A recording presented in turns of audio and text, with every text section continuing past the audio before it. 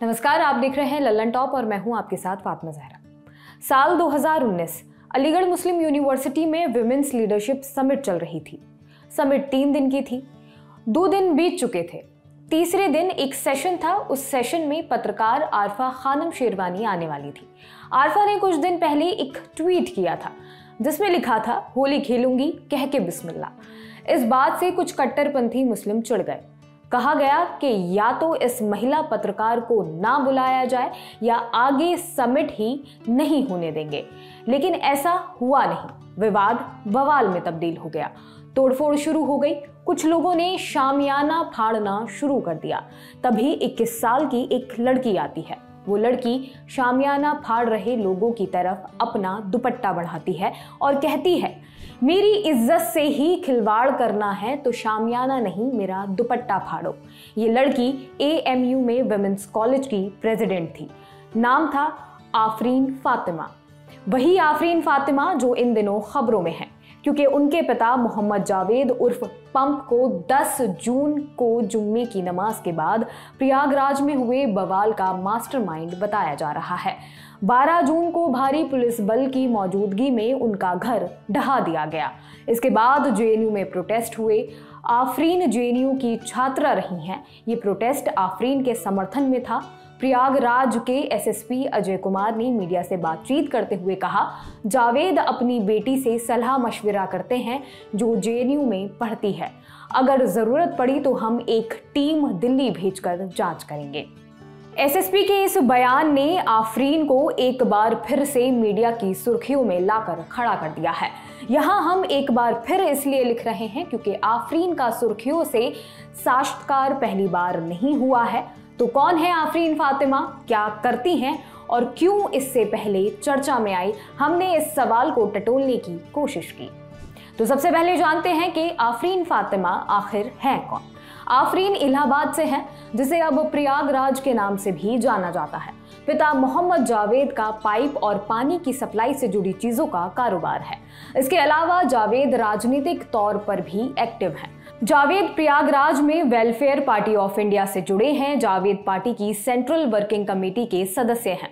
The Indian express से बातचीत में वेलफेयर पार्टी के प्रेसिडेंट इलियास ने बताया कि जावेद 2011 से पार्टी से जुड़े हैं और कई अहम पदों पर रहे हैं।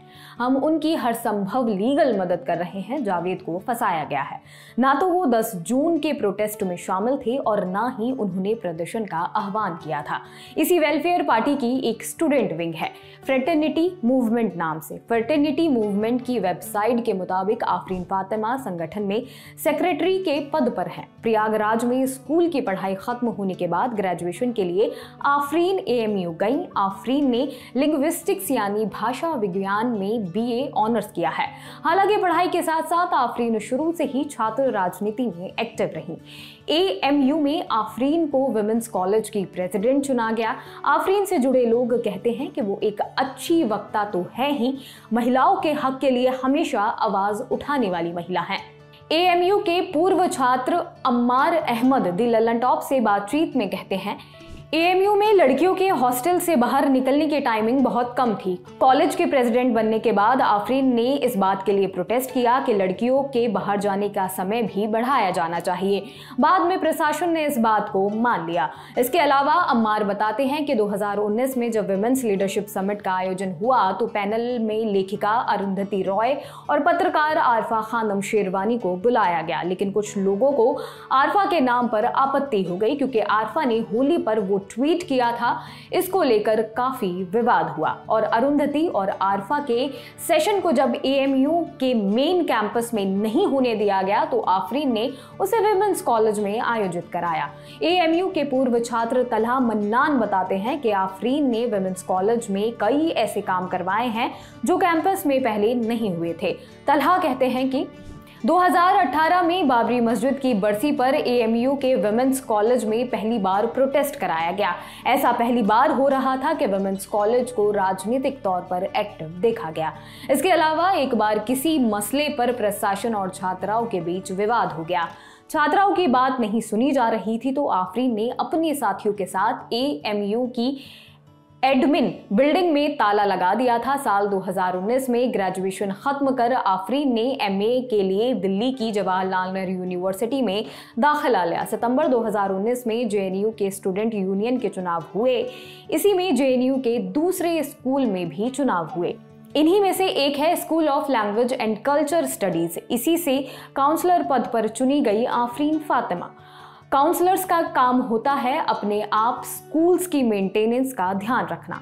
इस चुनाव में आफरीन बप्सा फर्टर्निटी यानी कि बप्सा बिरसा अंबेडकर फुली स्टूडेंट एसोसिएशन की कैंडिडेट थी। हालांकि आफरीन जेएनयू से पास आउट हो चुकी हैं, लेकिन अगला चुनाव ना होने की वजह से वो अभी भी काउंसलर के पद पर हैं।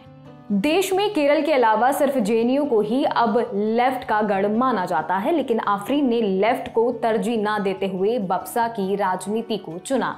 एक इंटरव्यू में आफरीन कहती हैं कि लेफ्ट और राइट दोनों ही दबे कुचले को अपने हिसाब से इस्तेमाल करते हैं। राइट विंग वाले ये खुलेआम करते हैं, लेफ्ट वाले सोशल जस्टिस के नाम पर करते हैं तो उतना पता नहीं चलता।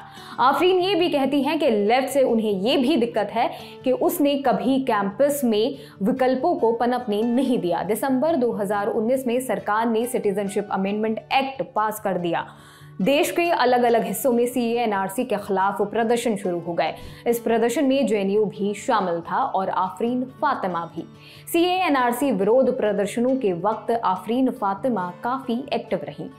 उस दौरान आफरीन का एक वीडियो वायरल हुआ था जिसमें वह कह रही थी कि उन्हें सुप्रीम कोर्ट की कार्यशैली पर भरोसा नहीं है। भाजपा के प्रवक्ता संबित पात्रा ने भी ये वीडियो ट्वीट किया था। वीडियो में आफरीन कह रही थी, आज जब हम उतरे हैं सीए एनआरसी की वजह से उतरे हैं, लेकिन सिर्फ उसके खिलाफ नहीं उतरे हैं। सीए एनआरसी के बाद हम रियलाइज करते हैं कि हमारा कोई भरोसा नहीं है कि किसी चीज पर, ना हम सरकार पर भरोसा कर सकते हैं, ना ही हम सुप्रीम कोर्ट पर भरोसा कर सकते हैं।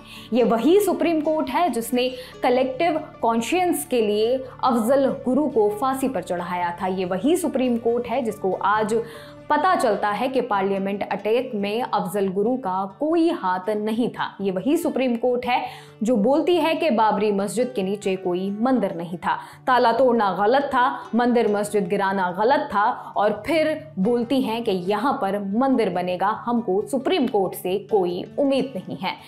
कहा जाता है कि आफरीन फातिमा मुस्लिमों की सेल्फ आइडेंटिटी को लेकर उनके विचार बहुत फर्म हैं। अपनी पब्लिक मीटिंग में आफरीन को कई बार कहते हुए सुना गया है कि मैं एक महिला हूं और मुस्लिम हूं, मुझे ऐसे ही पहचाना जाना चाहिए। हालांकि कुछ लोग इस मामले में इतर राय रखते हैं। एएमयू के पूर्व छात्र अम्मार कहते हैं कि आफरीन को सिर्फ हिंदू मुस्लिम के चश्मे से नहीं देखा जा सकता।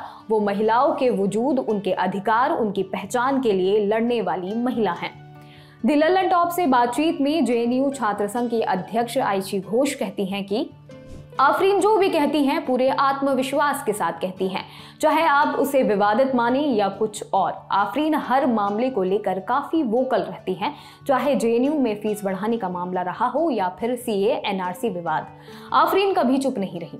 द इंडियन एक्सप्रेस की खबर के मुताबिक एएमयू में पढ़ाई के दौरान ही आफरीन देश में हो रहे प्रदर्शन में हिस्सा लेने लगी थी। 2016 में जेएनयू के छात्र नजीब की गुमशुदा होने पर प्रदर्शनों में आफरीन ने हिस्सा लिया था। सीए एनआरसी के खिलाफ प्रदर्शन चाहे दिल्ली में हो या फिर प्रयागराज में, आफरीन हिस्सा लेती रही। इसके अलावा खबरों के मुताबिक कर्नाटक में जब इस साल हिजाब को लेकर विवाद हुआ, तब भी आफरीन फर्टिनिटी मूवमेंट के साथियों के साथ मिलकर प्रदर्शनकारियों से बात करने कर्नाटक के उडुपी और मंगलोर गई थी। फिलहाल ताज़ा खबर के मुताबिक प्रयागराज में आफरीन के घर को गिरा दिया गया है। उनके पिता, जिन पर हिंसा भड़काने का आरोप है, वो पुलिस की गिरफ्त में है। इस मामले में कल आफरीन ने एक बयान जारी कर कहा, पुलिस ने बिना वारंट 10 जून की शाम उनके पिता को गिरफ्तार कर लिया। उसी रात 12:30 बजे मेरी मां और बहन को भी हिरासत में ले लिया। मेरे परिवार के सदस्यों के साथ पुलिस बदसलूकी कर रही है। 11 जून को आफरीन फातिमा ने राष्ट्रीय महिला आयोग को एक पत्र लिखा। सोशल मीडिया पर डाले गए इस पत्र में उन्होंने अपने माता पिता और बहन की सुरक्षा को लेकर चिंता जताई है। ये खबर आपके लिए लिखी है हमारे साथी सौरभ ने। ऐसी ही और वीडियोस देखने के लिए जुड़े रहिए द लल्लन टॉप के साथ। शुक्रिया।